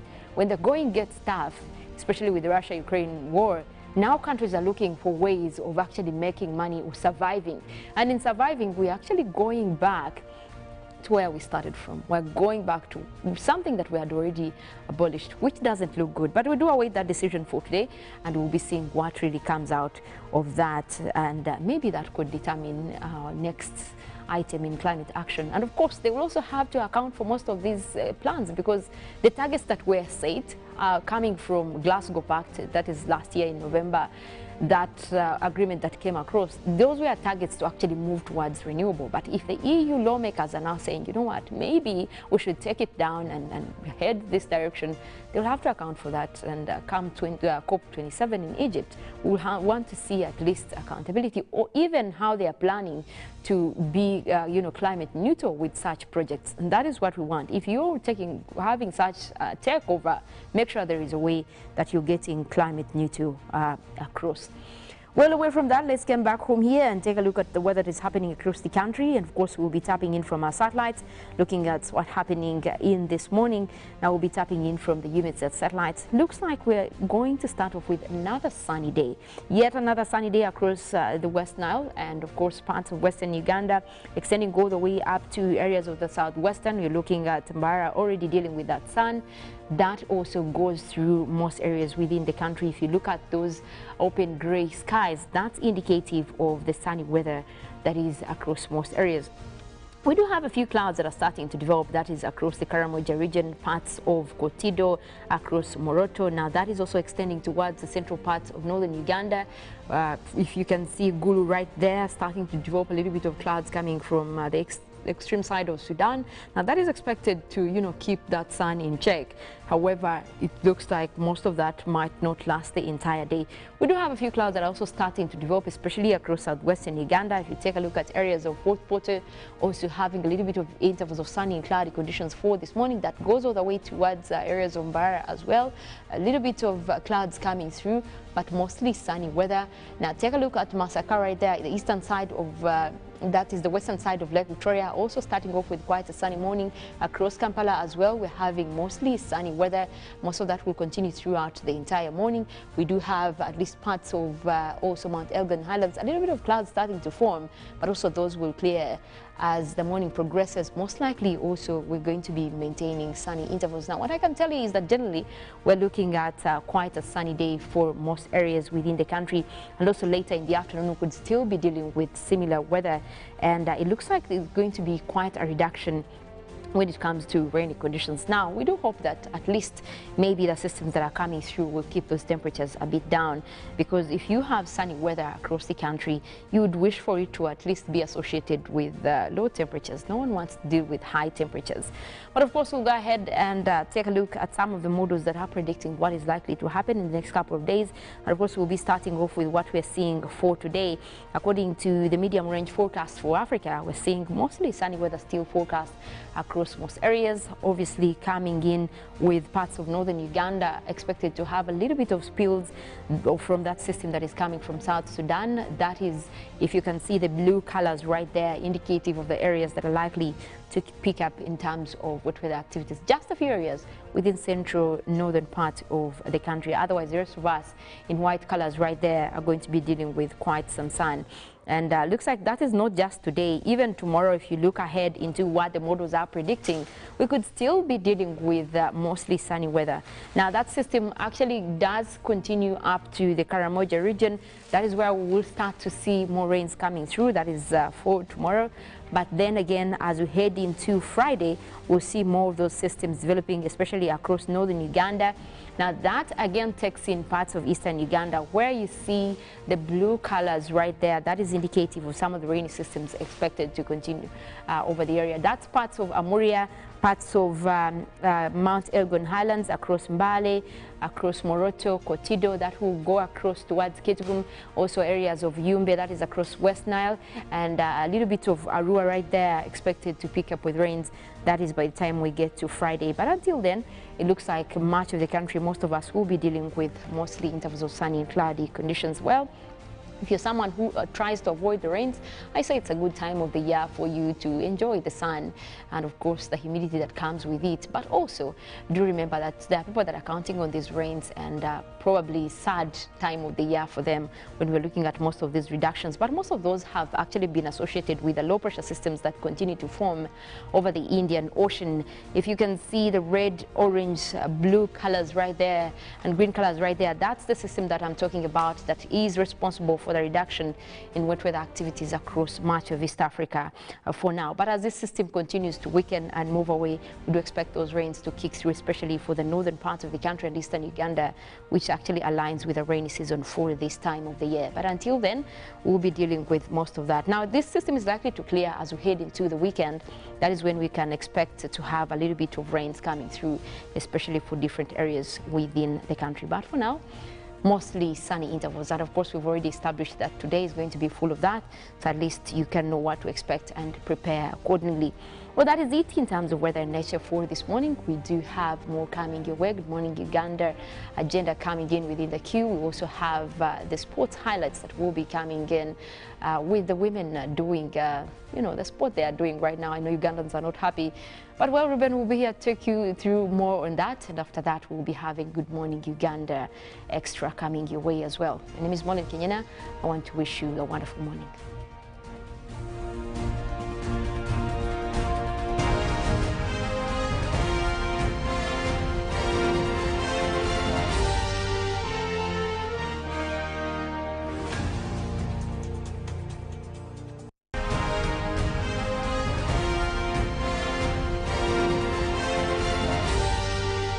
This is Good Morning Uganda.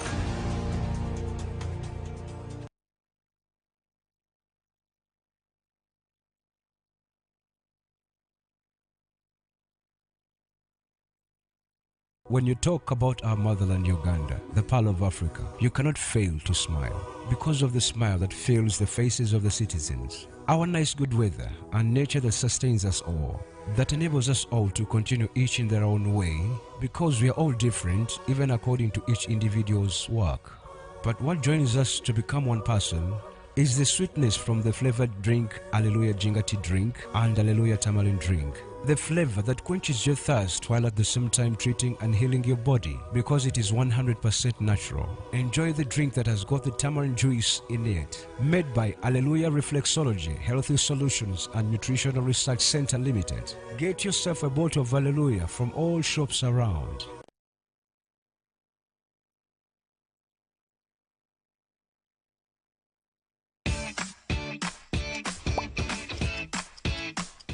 Welcome to English in a Minute. Silver is a valuable metal. Is this expression about babies eating metal? Let's find out. Jonathan, last night at Kim's party, everyone talked about how they went to the best schools and how they're making tons of money. Well, they must have worked hard to get to that point, right? Yeah, I don't think so. They were just born with silver spoons in their mouths. Yeah, I know the type. They can be a little annoying. Someone who is born with a silver spoon in their mouth is born into a family of wealth and privilege. We use this expression in a negative way to describe someone who is successful only because of their family's money and connections. And that's English in a Minute.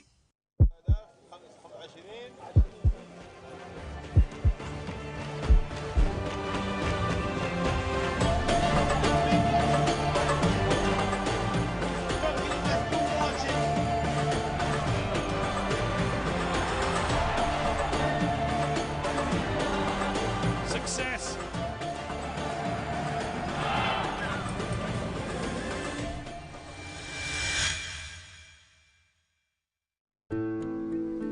Every waking day is a reminder just how beautiful this, our land, truly is. The kind of beauty that you can only find here.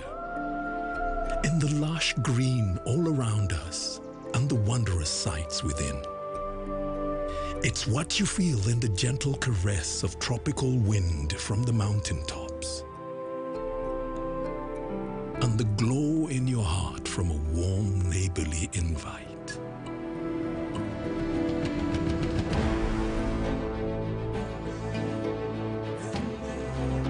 It's in the distinct aroma of our cooking to the taste of food that takes you on a journey. In the sound of homecoming and the sound of Mother Earth. In the magnificence we find on our travels and the exciting moments we experience. Ours is the kind of beauty that comes in all things big and small. All we have to do is awaken our senses and truly enjoy what's uniquely ours.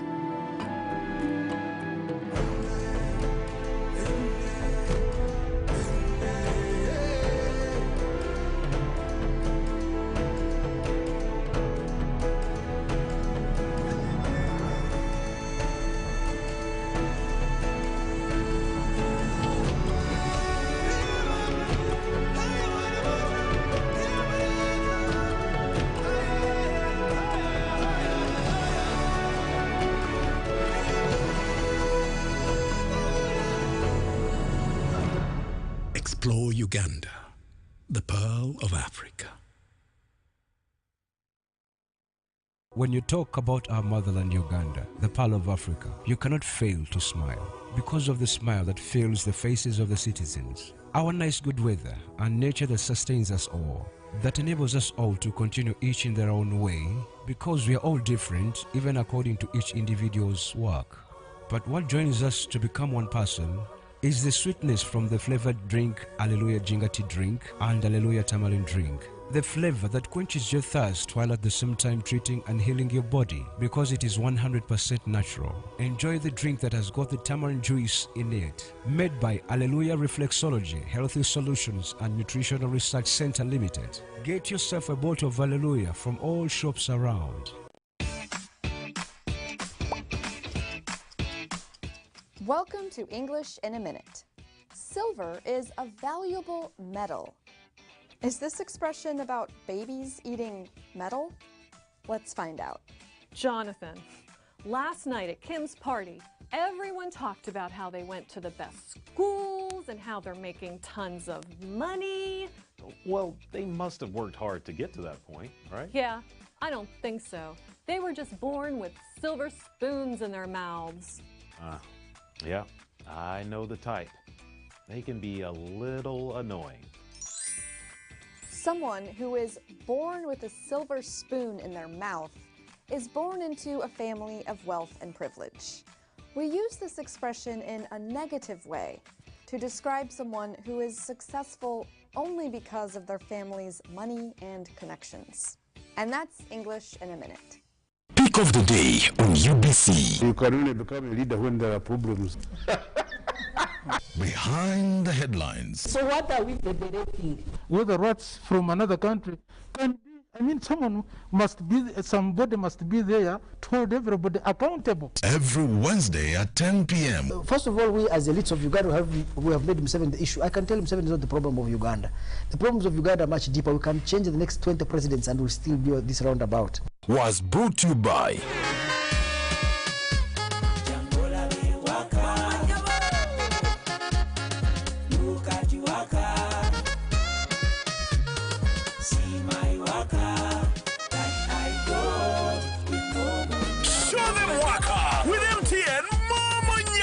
Simply deposit 20K or more on your mobile money for a chance to win 3 Toyota Succeeds and money to 2,000 lucky winners every week. We're giving away 24 cars and over 2 billion shillings of mobile money.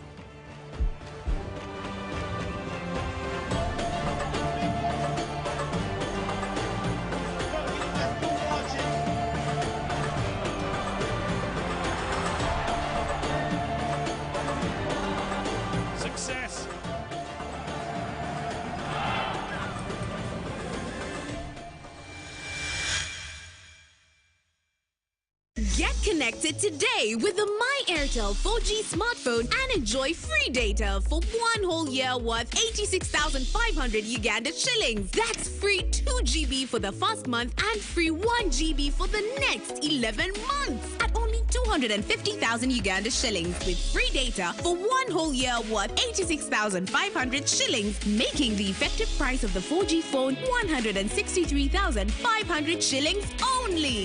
Airtel, the smartphone network.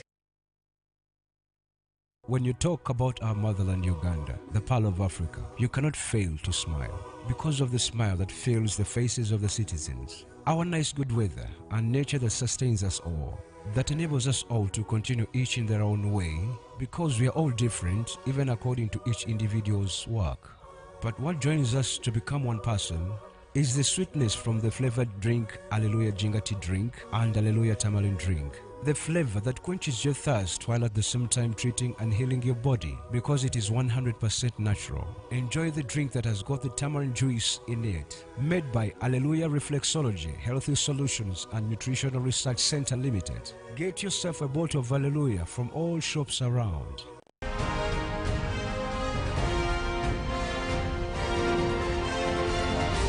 This is Good Morning Uganda.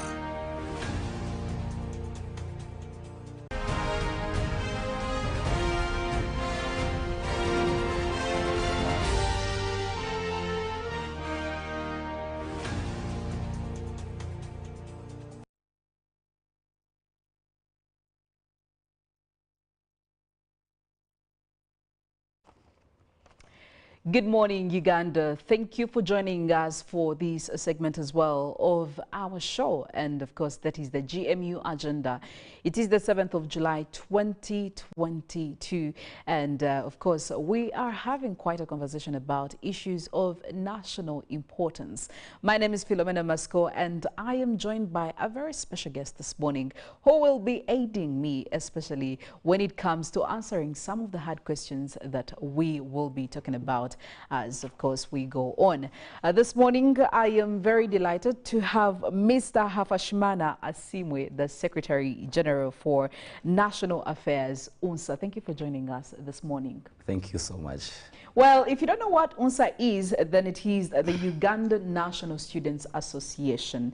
I repeat that, the Uganda National Students Association. Now, when you hear students and you see the Secretary General joining us this morning, especially for the, national affairs, definitely the one thing that is going to click in mind is about the recent strikes that have been happening, especially in all the spheres of education. And now, just a few weeks ago, we did have the science teachers who decided to go on strike because of, their grievances not being responded to accordingly by government. When their issues were addressed, we also had our teachers of the art subjects joining on the industrial action. They did start theirs on the 15th of June, and it lasted for 3 weeks until Monday, when they had a meeting with His Excellency Kaguta Museveni, and he had to tell them how the situation was standing, and they resorted to getting back to the classes and do what was needful. At least today, Wednesday, we should be certain that all teachers are back in class teaching. But of course, as you see, this has really hindered quite a lot of things. It has affected very many people. We have had the take from teachers, we've had the take from government, but the one group of people we haven't heard from, especially, is the students, who we all believe could have actually been the biggest percentage of people who have been heavily affected by this. And this is going to be shaping our conversation this morning between me and Mr. Asimwe over here, who is going to be addressing the issues. But before we get into all that, maybe kindly help us know what UNSA is, Uganda National Students Association. What is the mandate? For somebody there who is not really well acquainted with this association, maybe you could start from there. Wow, thank you so much, Mastiko, Philomena. Yes. Uganda National Students Association is an organization or a body that looks and accommodates all the post-primary students.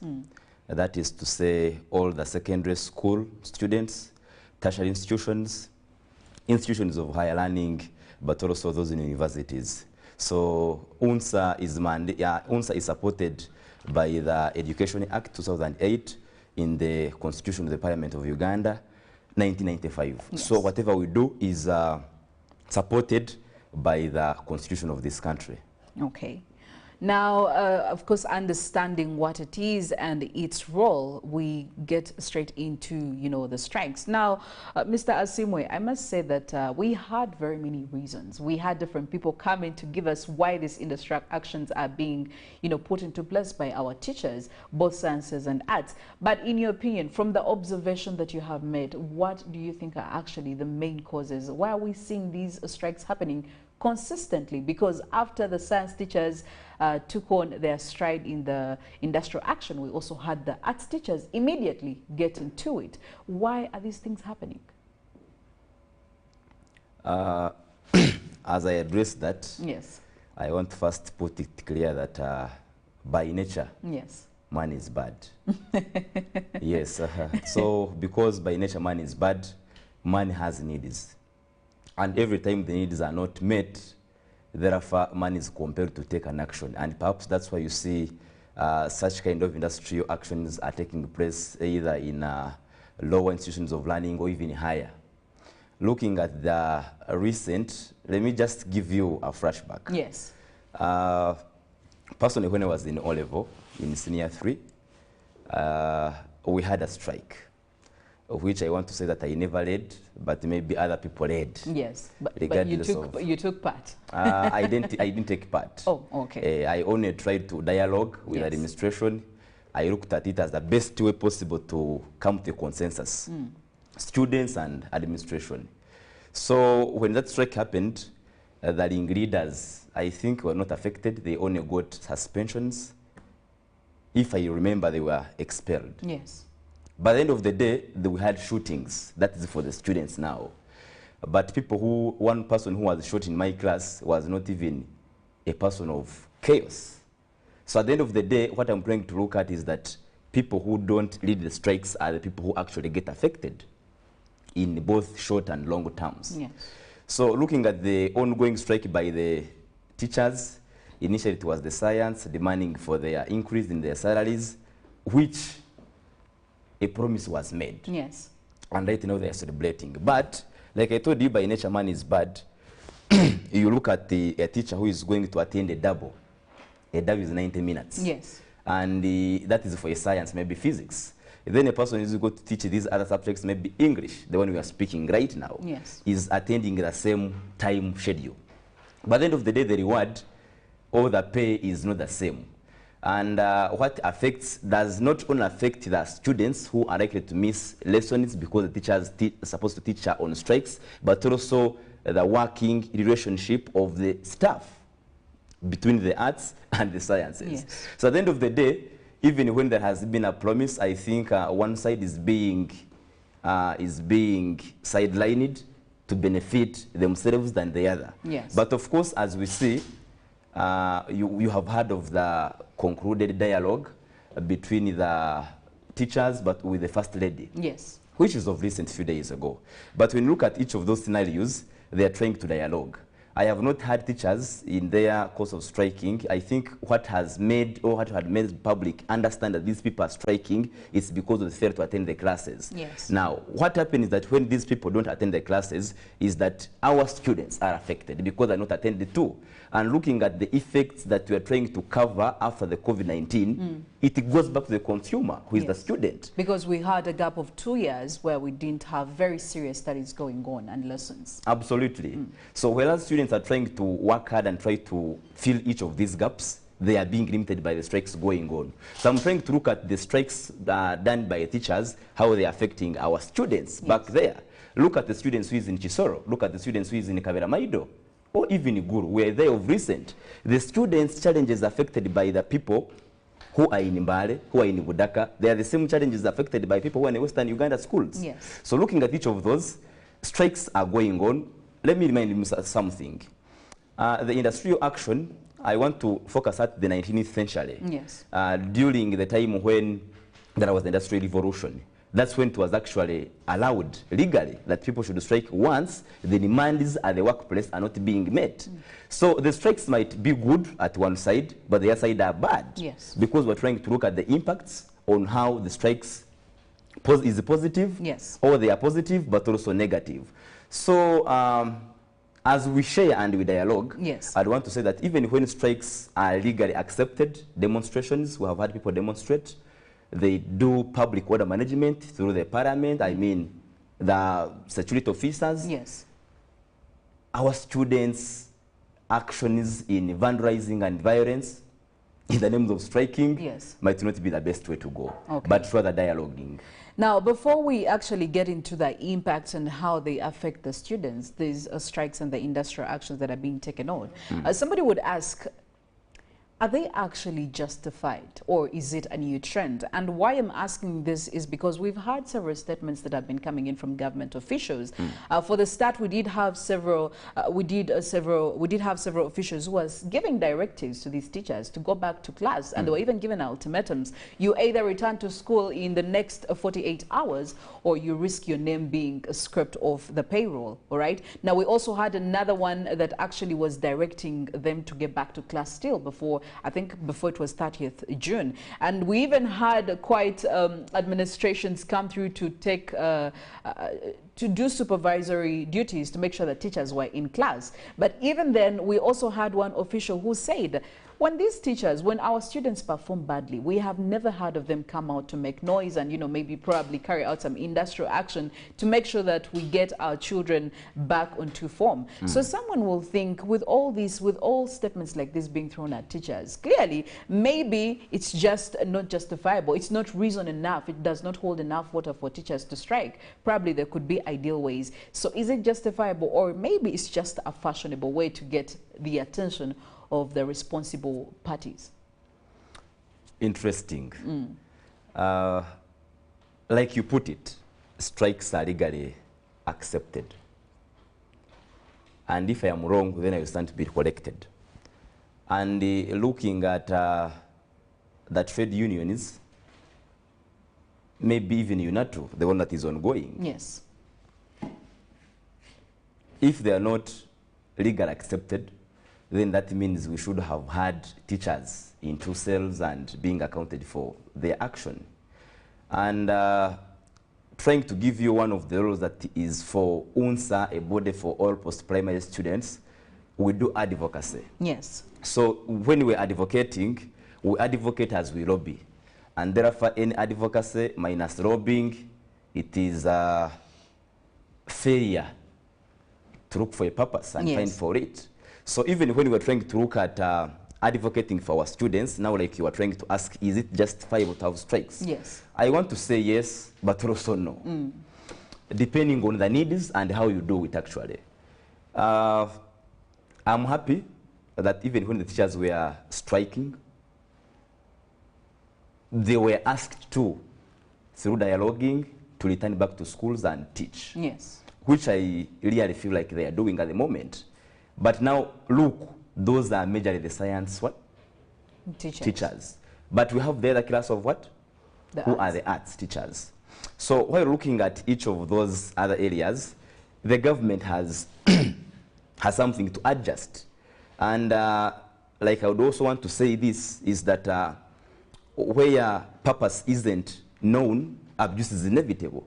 Can we try to look at the motivation of increasing the science teachers' salaries? What is the impact on the students at the moment who are in secondary schools? Are they going to be passionate and still love the art subjects? I'm trying to mean, is it justifiable? If the strikes of the teachers is justifiable, are they also considering how it is going to affect the students they are teaching back there? For example, in one of the institutions I go to, I study from, yes. I do education with economics. But look at a scenario whereby we are yet to be graduated to yes. official teaching. So if this is happening, how will this other student understand that we are meant and destined for greatness if we are being sidelined against? So I think as the strikes are going on, one want to say that they are negatively impacting the people, the students, and where a teacher strikes, it is not a good example to a student. Yes. It is never a good example. So what are we leaving behind? Which legacy are teachers giving to the students? Because the leader knows the way, he goes the way and shows the way. Yes. Absolutely. So when you look at what the teachers are doing, like I told you about the trade unions, we can have this one in charge of the auto drivers association in the country. The example bit of it. So even when you want to say that strikes are justifiable, at some time they are not justifiable, depending on the effects, which might be positive or negative. Okay. All right. Well, we are talking about the causes and effects of strikes in schools. Of course, for the last couple of weeks, they have been really dominating.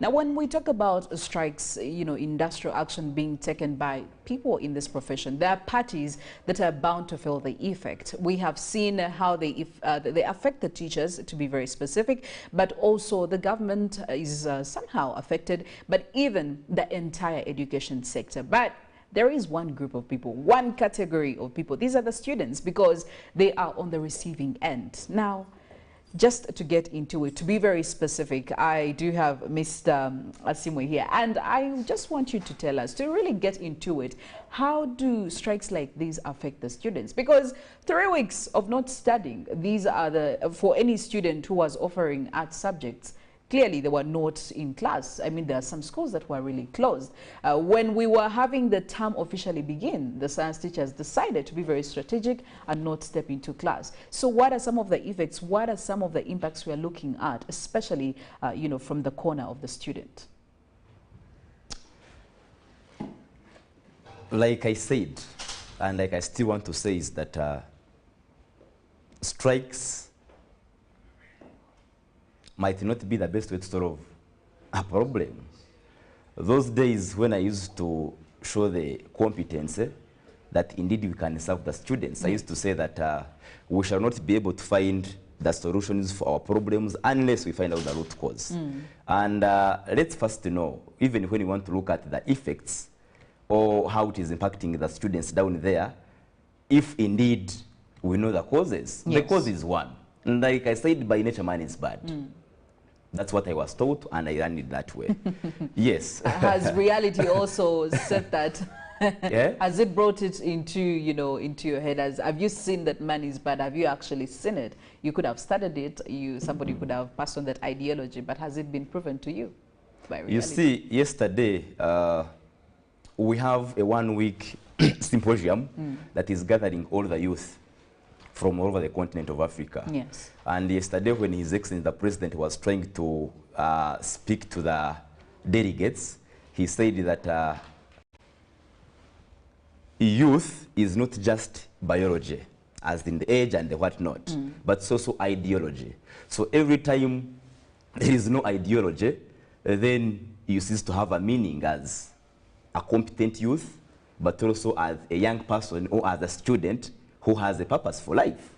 Now, looking at your question direct, you were trying to find out if indeed I have put it into my head that by nature man is bad. And I was clear, I gave you reasons. Because of the needs of man. Once you are not able to attain or gain this or get these needs, you still want what? And it's okay to some extent. Our students are being affected in a way that each of us is trying to see how they can contribute to their daily living. Yes. If I am a student, like we have them there, you wake up in the morning, go to class, you are trying to ensure that your timetable is being followed. Such that at the end of the day, you have something on the paper. You have to revise, you have to attend classes. As we look at this time around, most of the secondary school students, they are into their midterm exams, if they haven't ended them. Yes. So if the strikes are going on, that means teachers who are the facilitators are not going to help these students. Looking at the lower revised curriculum of education, today we look at teachers being the facilitators. So if the students are able to attend their classes, okay, and the teachers who are supposed to facilitate them are not present because they are doing their strikes, then the student loses it all. Yes. Where the teacher would guide, the student misses that. Now, that is in one way. Two, like I said, we have had cases whereby when teachers or students strike, that's the best way the administrators have to respond. That has been working out. I have also seen that, you know, in your heart. But strikes is bad. A strike is bad, especially when it includes violence. You vandalize, you throw stones to the school blocks, the glasses are broken. That is bad. Yes. But I don't want to say that strikes, as young people, as students, we need to involve in that, because at the end of the day, it is us who lose. Look at the scenario whereby a student is being paid for by their parents. Tamure. These days, education is expensive. And at the end of the day, you don't sit for your exams. A person who is in science is supposed to be doing their USCE. So at the end of the day, you lose focus, but also concentration. So how it affects the student is that the level of concentration academically is ruined. They don't, you know, the mental capacity building is limited academically. So looking at how we can overcome this is another point.